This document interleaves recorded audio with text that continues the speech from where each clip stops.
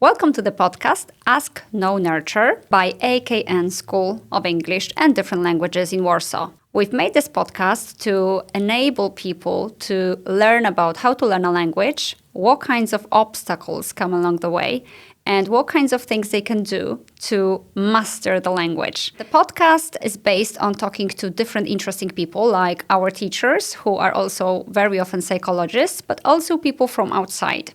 Stay tuned because we're going to have lots of very interesting episodes related to English. When money speaks, nobody checks the grammar.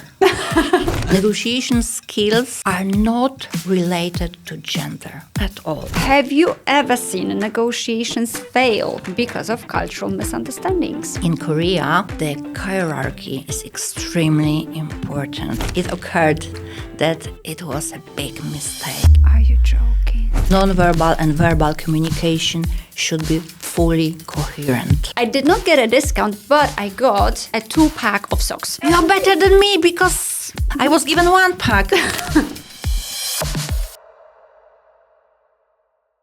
Welcome again in our podcast, AKN Podcast. Today our guest is Eva Scheiner. Eva is a negotiations expert. She runs workshops for women, but not only, on negotiations. She teaches everyone on how to negotiate. Eva, is there anything else you would like our listeners to know about you? Yes, I'm focused on 2 major areas. So negotiation, as you said, but also contract management. So I can audit your contracts, I can plan, prepare, and implement the whole process of contract management. All right, so as you can see, the scope is quite wide. Excellent. And today we will speak about negotiations in the context of the language. Because as we know, a lot of people want to study English or any other language, and they want to be able to perform in different situations, also very closely related to business. Eva, as an expert, is going to give us an overview of how she sees all these matters. And so the question is, can you tell us what negotiation really entails and why it's such a vital skill? The majority of people associates negotiations with politics, diplomacy, or business.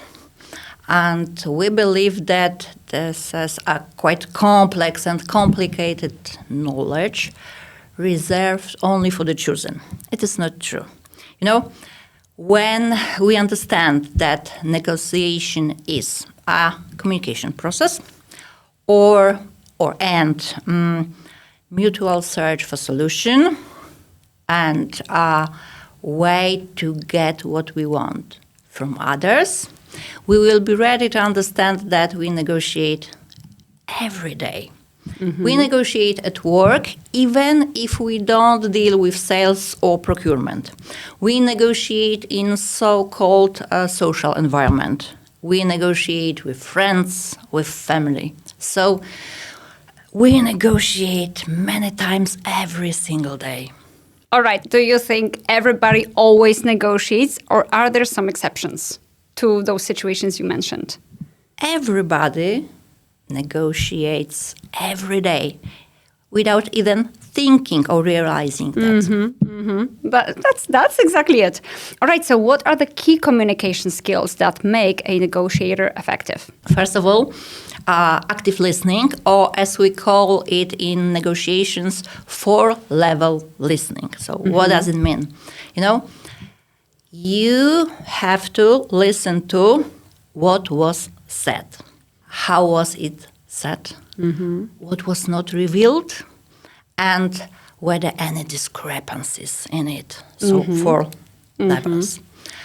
Secondly, the skill to ask questions, but not just questions. What I mean are proper questions. Mm-hmm. Inquiries that open your interlocutor, that help you gather information and help you clear any doubts. Thirdly, the ability to express oneself precisely. Mm-hmm. So, active listening, skill to ask proper questions, and the ability to express oneself precisely. These 3 factors influence communication process significantly. All right. So quite a wide spectrum of skills. 3. Yes, but if you take all of these into account together, that might be difficult for some to reach, right? Sometimes. All right. How does clear and precise language contribute to successful negotiations? As I've told you before, this precise language, precise communication is vital.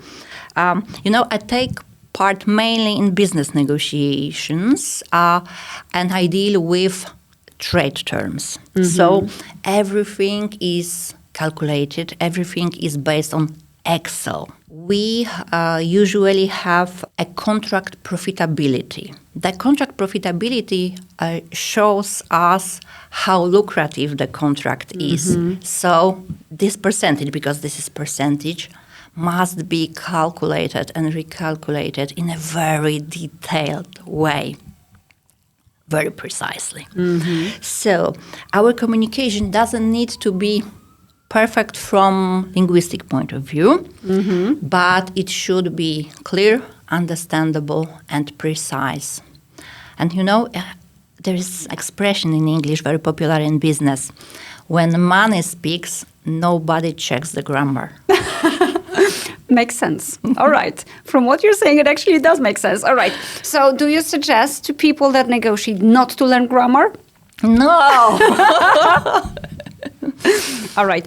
Basically, what you're saying is you just have to have all these elements in place during the negotiations. And my understanding is that you should not ignore any one of these, right? Yes, you have to be prepared, definitely. Exactly. Okay, so preparation is key. All right. And what role does emotional intelligence play in negotiations? It is extremely helpful.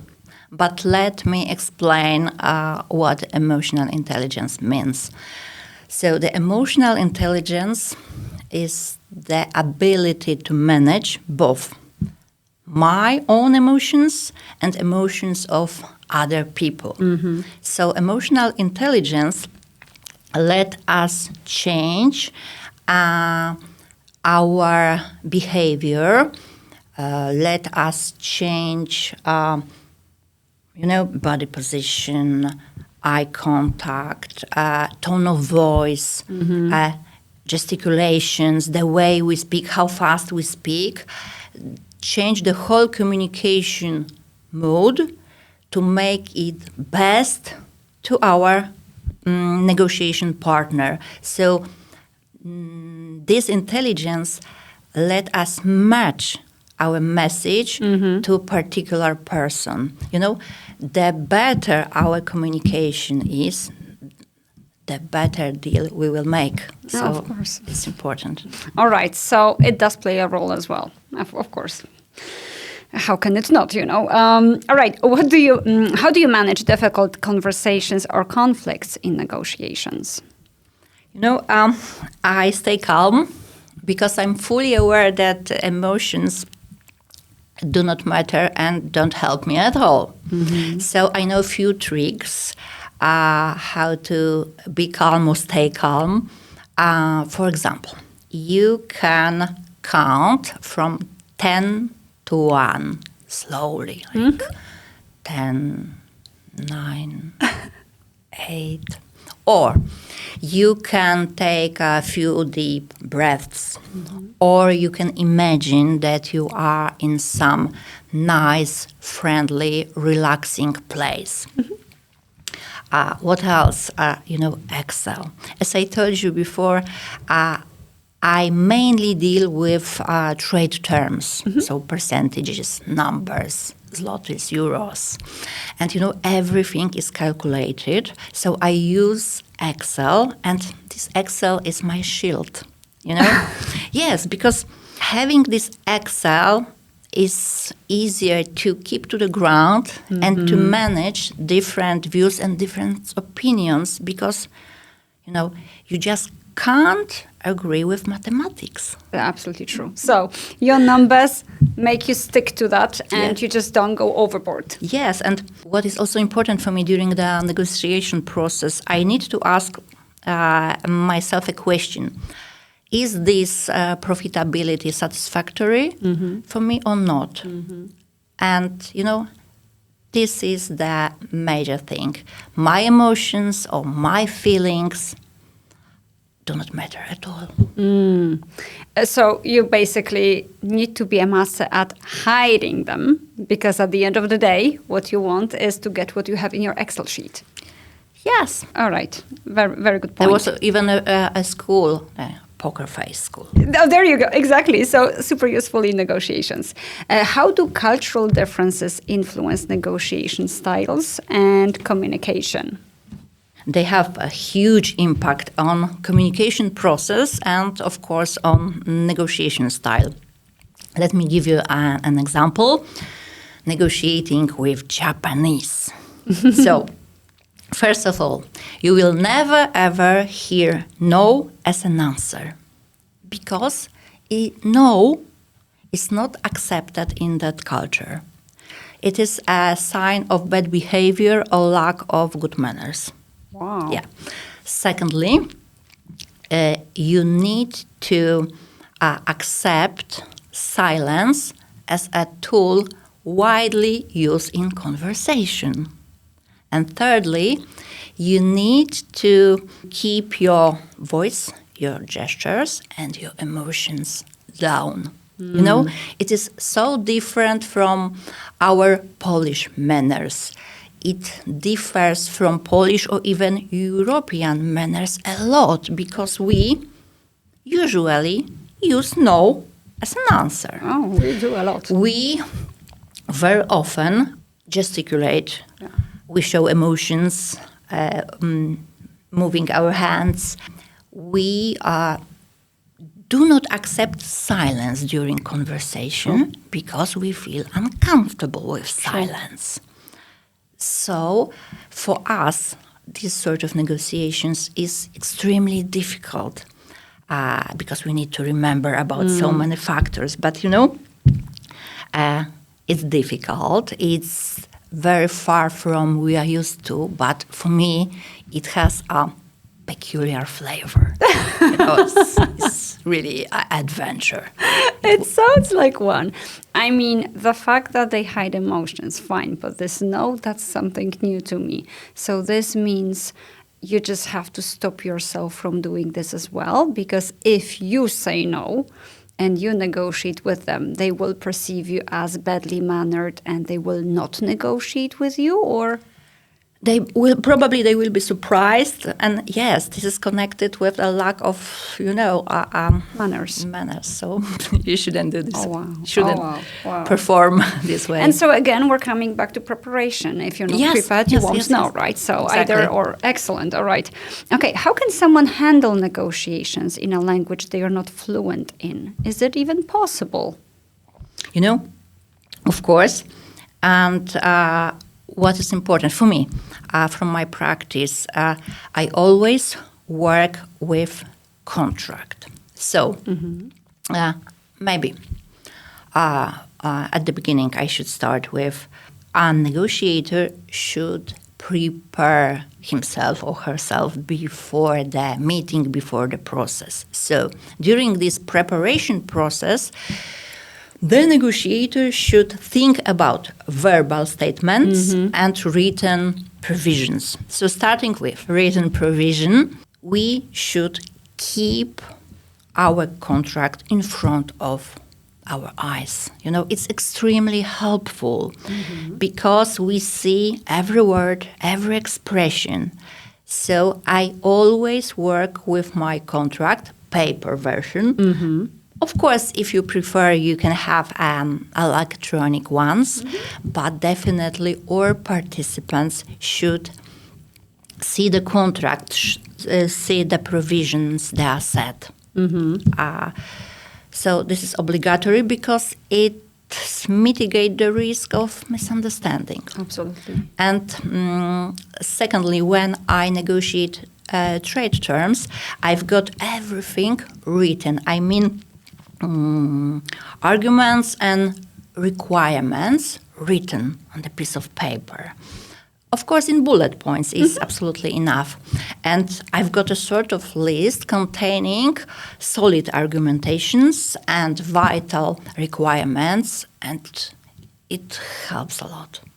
Because then you don't forget anything, Yes. right? All right. But with And there's this, an order, there's an agenda. So perfect. And so with those copies of the contract that everybody has, does it mean you just go through it line by line throughout the whole? sometimes it is needed. All right. Sometimes it is necessary. I see. All right. Excellent. Okay. Very useful. All righty. And how does nonverbal communication complement verbal negotiation strategies?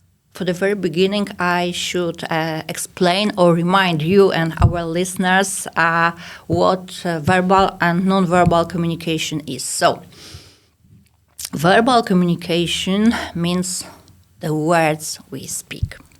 Nonverbal communication means signs we emit. So it will be a simplification, but we can say that nonverbal communication is the body language. So the main rule is verbal and nonverbal messages, nonverbal and verbal communication should be fully coherent. This is absolutely the main rule. So you can or should add smile when you are satisfied or you are happy. You are allowed to nod your head when we agree. You can add some gestures when you are excited. There's nothing wrong with that. And when you use an appropriate sign, nonverbal sign, you just highlight the meaning of your words and you make your listeners believe you because you are more persuasive. So this is making you more credible. But then will Yes. there be some people or some situations where it is not advised to use nonverbal communication? Like with those Japanese. you Yes, mentioned. with those Japanese, you should stay still. All right. Really? So like poker face all the time. Okay, of course, you can gesticulate, but a little bit. I see. You know. So what you Keep advise... your emotions, remember, keep your emotions, keep your voice, and keep your gestures down. Right.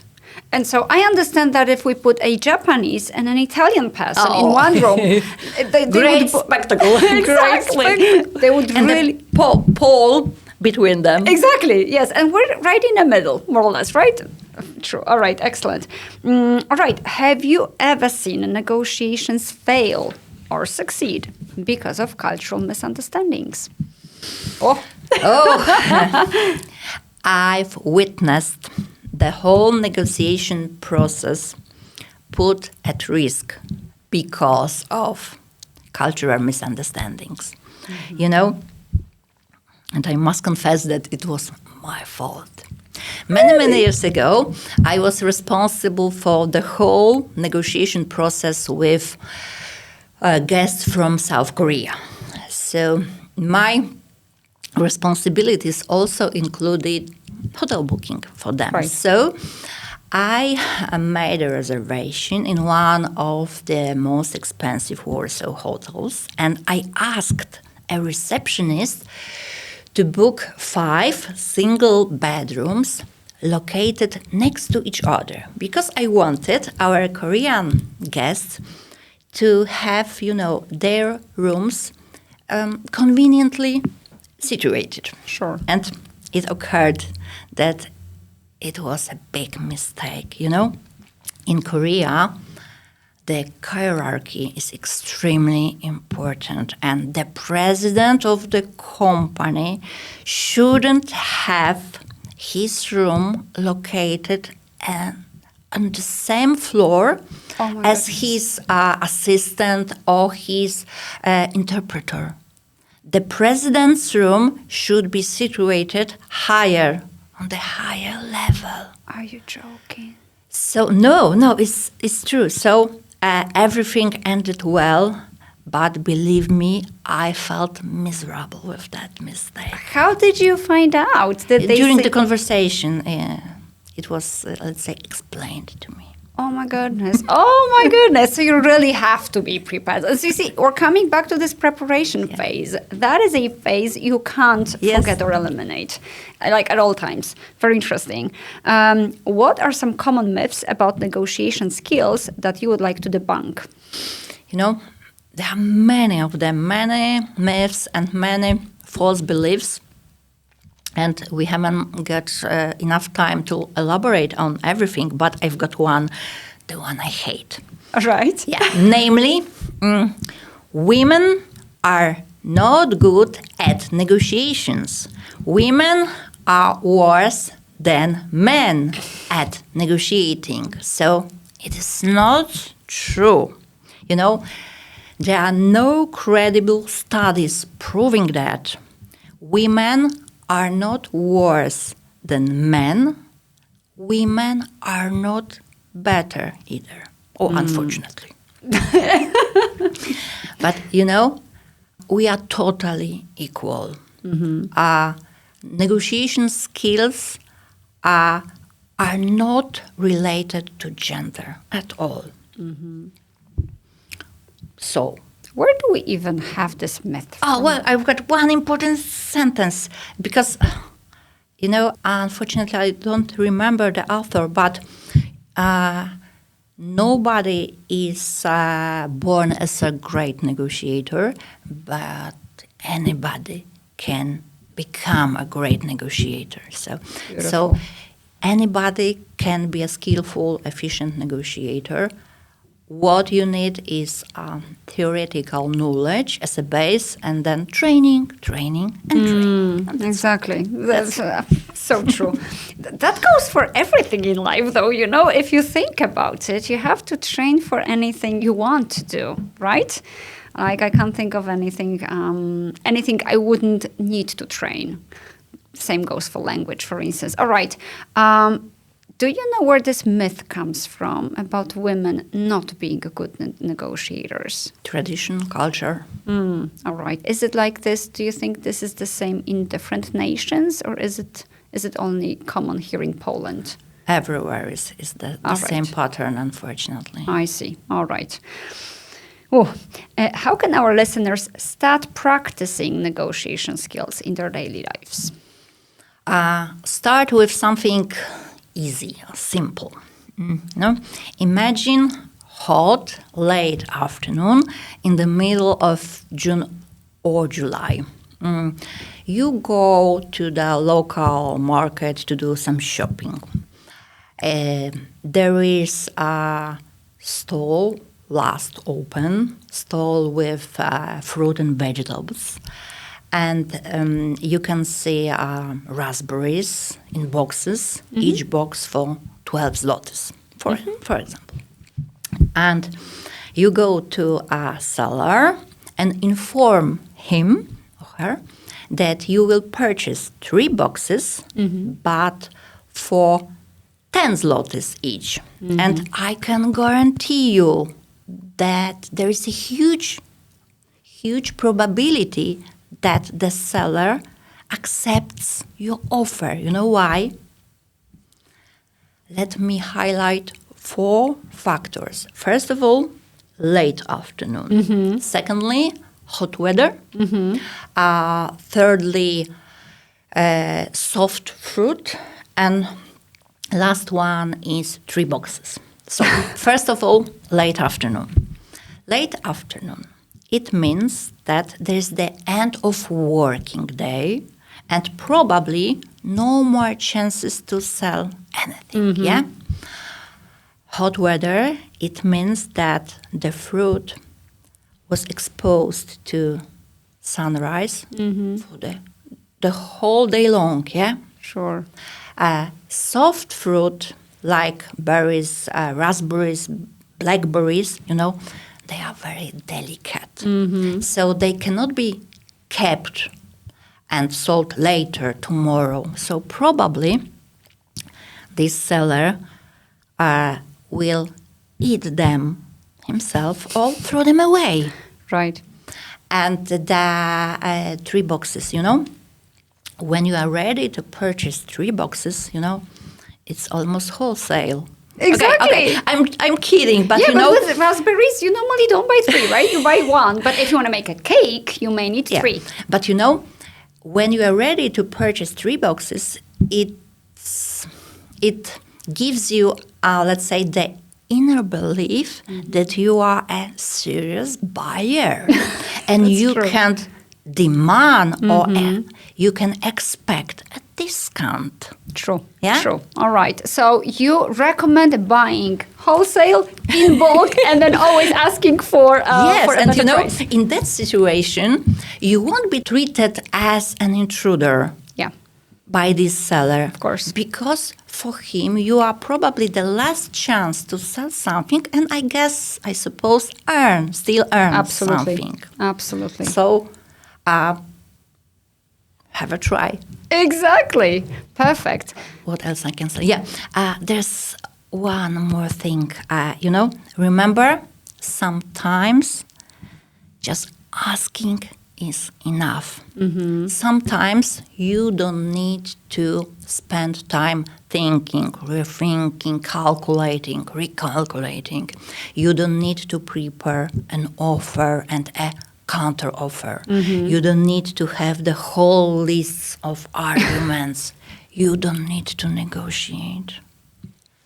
What you need is to be brave enough to ask. Can I get a discount? Is any discount available? May I have this product for a smaller price? Can I have this cheaper? Where the camera? Yes, I should Excellent. Brilliant. learn by heart. I think everybody should take a screenshot now because that's what they need. And So, that's all. Good luck. Absolutely. But what I wanted to say is, thanks to you, yesterday I went to a shop and I normally don't buy anything in a regular store. I go and I don't go anywhere. I just buy online. Yesterday I needed to buy jeans because I've been trying to buy jeans for a few months, but unsuccessfully online. So I decided, all right, I need to go to a regular store and try. And only thanks to you, when I was at the till, I actually asked if any discount was available. And I did not get a discount, but I got a 2-pack of socks, which are you're amazing. better than me because, I don't know, some time ago I was given 1 pack. And it was only 1 pair of trousers. I was so proud of myself. I said, oh my gosh. See? So it really works. So what I'm trying to say is what you're actually teaching works, right? Yes. And And it's not very complicated. It's not. So, again. Exactly. Lovely. Eva, thank you very much for coming. This was amazing. And I am sure that a lot of listeners will learn something from this. Hope. As long as they listen. But at the end of the day, it's the courage and it's the preparation. I think mental preparation is what matters as well, right? You should be brave. Exactly. Eva, if anybody would like to find you anywhere, where can they find you? Definitely on LinkedIn and poradnik negocjatora. This is the website where they can find you. Okay. Thank you very much for coming. It was a pleasure, and I hope to see you soon. The pleasure was mine also. Thank you. Thank you. Good luck.